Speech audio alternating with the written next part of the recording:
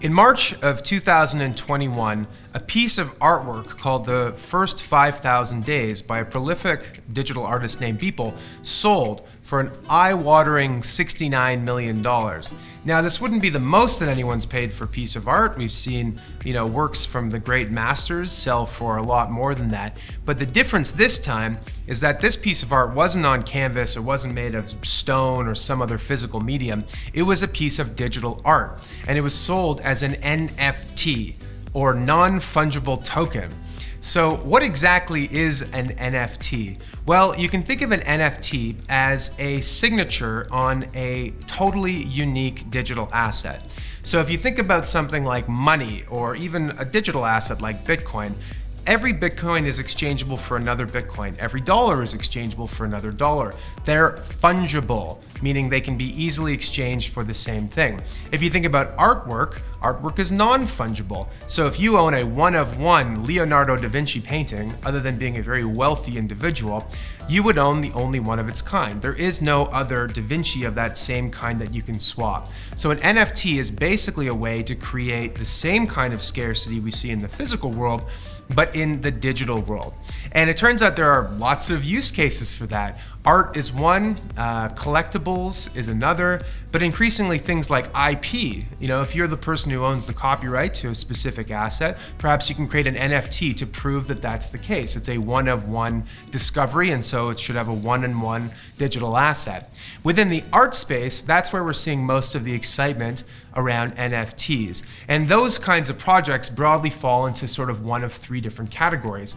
The first I would call cultural artifacts. So NBA Top Shots, for example, the National Basketball Association has partnered with this company to create basically trading cards, except if trading cards, they're actually highlights of your favorite player. So you can buy the one-of-one of a specific dunk or a specific play that maybe matters to you.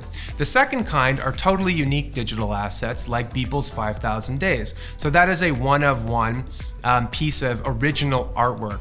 And then increasingly, we're seeing these things called generative art projects, where basically an artist or creator will develop a series of assets. Maybe it's a friendly cartoon figure, and each of them will have slightly different attributes. And depending on their rarity, someone might be willing to spend more for one than the other. Plenty of artists have created something similar in the past, like prints of their pieces of art, for example. The rarer the print, obviously, the more valuable it is. Why do people spend money on NFTs? Well, there's a couple of reasons. One, they may have an emotional attachment to their favorite athlete, LeBron James, or to their favorite artist, and want to support that person or to show that they care.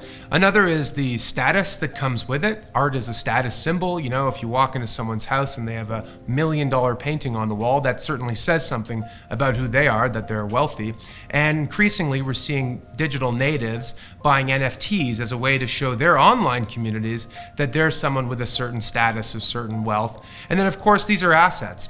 Like any other asset, some people buy them with the expectation of making a profit, selling at a higher price. So NFTs are a radical idea because we've never had digital scarcity for art, but in many ways they are built on a foundation of human behavior that's been around for a very long time. And since they're based on that foundation of human behavior, it has a very bright future and I think will continue to grow.